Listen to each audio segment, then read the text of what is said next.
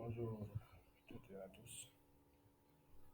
Aujourd'hui, nous allons essayer de vous présenter le logiciel de DGPAD qui sert à faire des constructions géométriques dans le plan comme dans l'espace.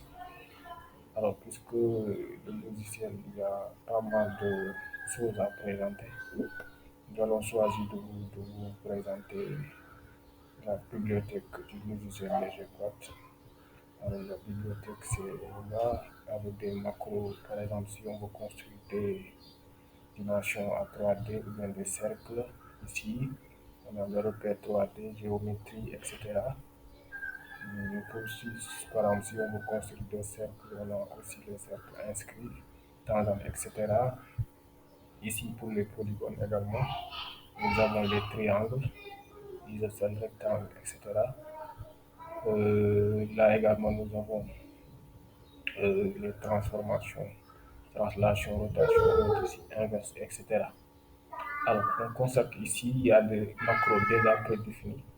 Alors, ce qu'on cherche à faire, c'est de créer de nouvelles macros que nous allons créer et ajouter au niveau de la bibliothèque. Alors, pour ce faire, qu'est-ce qu'on fait? On va essayer de faire un macro, par exemple, centre de gravité d'un triangle, d'un cercle ou bien autocentre, etc. Alors, qu'est-ce qu'on fait? On va essayer de faire un macro autocentre. Alors, pour cela, d'abord, on choisit. On fait un triangle. Alors, choisis tes points ici et là. Alors, on va.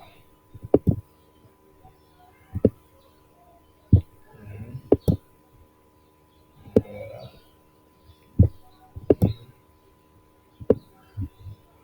Voilà. Alors, pour chercher l'autre centre, c'est le point de rencontre des hauteurs, n'est-ce pas? On va tracer deux hauteurs seulement, ça suffit. On cherche la deuxième.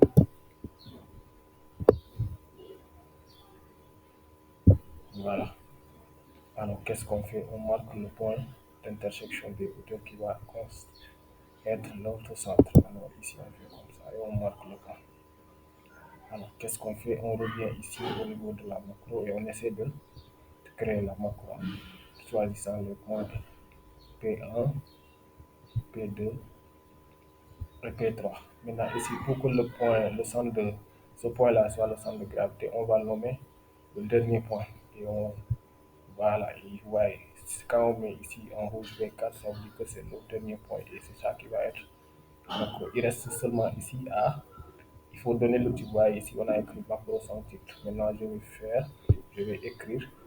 Je vais nommer la macro comme autocentre, comme je l'ai dit tout à l'heure. Donc, autocentre. Très bien. Alors, ici, il suffit justement d'enregistrer pour avoir la macro. Vous voyez, elle est là. On a autocentre. Alors, on revient. Voilà, maintenant, regardez, on peut effacer tout et voir est-ce qu'on a la nouvelle macro. Qu'est-ce qu'on fait? On va constituer là le triangle sans pour autant tracer les hauteurs. Alors, ici, je vais constituer le triangle. Voilà.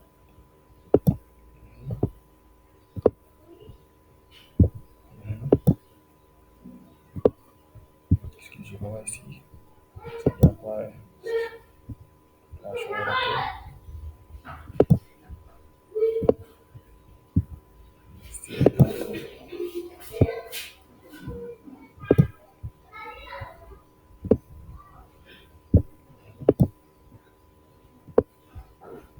Voilà. Maintenant, cette fois-ci, je ne vais pas retracer les hauteurs. Qu'est-ce que je fais? Je reviens ici au niveau de la bibliothèque, voir que j'avais déjà créé l'autre centre. Donc, je vais juste voir. Ici, on me demande de préciser les points. Donc, ici, je mets les points et il va me donner directement. Vous voyez, ici, j'ai directement le point. Voilà, donc c'est extrêmement simple. Il suffit juste de créer la macro. Maintenant, quand on revient, il suffit juste de donner les trois points qui constituent le triangle et directement vous avez, n'est-ce pas, l'autre centre. Voilà. Donc c'est ça que je voulais vous présenter. Maintenant, il y a d'autres. Il y a d'autres manipulations à faire sur ce logiciel, donc ça dépend de ce qu'on veut faire. En tout cas, c'est un logiciel très très intéressant qui peut aider beaucoup pour la construction géométrique, que ce soit pour les enseignants comme pour les apprenants.